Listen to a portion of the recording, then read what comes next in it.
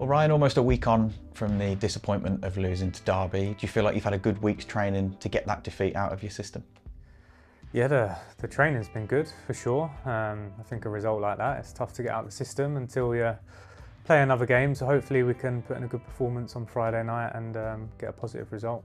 Have you had to do anything in particular to reignite the enthusiasm and the optimism after a first defeat of the season, or has that just happened naturally? No, I think something like that happens naturally. I think it's important that the players feel the pain as well as the staff, because it hurt.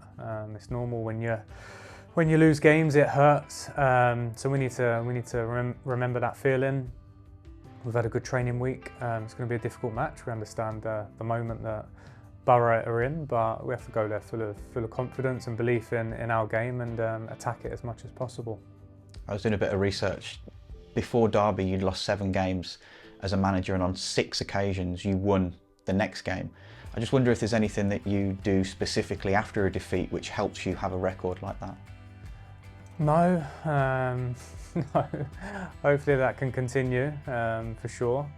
No, we understand football. When you lose games, you want a reaction.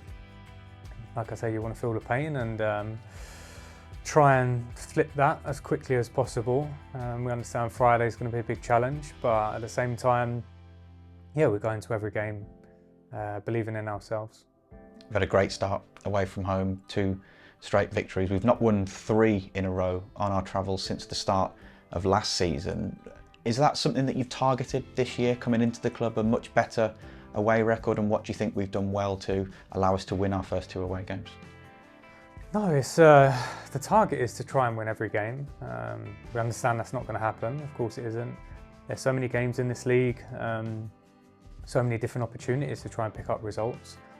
The reality is, when we come in, we needed to win more games than we did last season. We didn't win anywhere near enough games to be competitive at the top of the table. So that's the challenge. We understand there's going to be moments where we have to react to defeats. It's the moment we're in right now. Yeah, and at the same time, we're going to a team that are top of the league. They're in a really good moment. It's under the lights on a Friday night, which adds a bit of spice to it. So that's going to be a good game. We're excited for it. We'll go there fully prepared and hopefully get a positive result. Yeah, just on Middlesbrough, what have you made of their start? Obviously, they lead the way in the division so far. Yeah, listen, good team, really good team. We've got some really good individuals. They've got a coach who's got experience of getting out of this league. He's managed at the top level as well. So we understand it's going to be a tough match, but like I say, we go into every game believing in ourselves, and we want to attack the game as much as possible. Yeah, just away from the pitch, the club released news earlier this week that Andrew Nestor has been made president. Just wonder how you found working with him so far. Yeah, it's been positive. Obviously, he was part of the process of getting me into the club. We spoke a lot before it got finalised, and yeah, ever since we've been speaking a lot. We're aligned with each other. There's direct communication. He's here a lot, and yeah, he's done a great job since he's been at the club, and hopefully that can continue.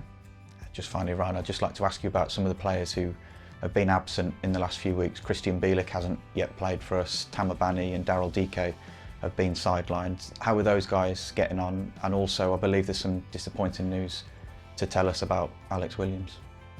Yeah, well, Christian started training with us this week, which is positive. So it's good to have him back in the squad.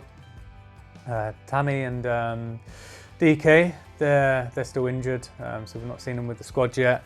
And then, yeah, unfortunately, Alex picked up quite a bad injury away with Wales under-21s. He had to have surgery on his ankle, so he'll be out for a period of time.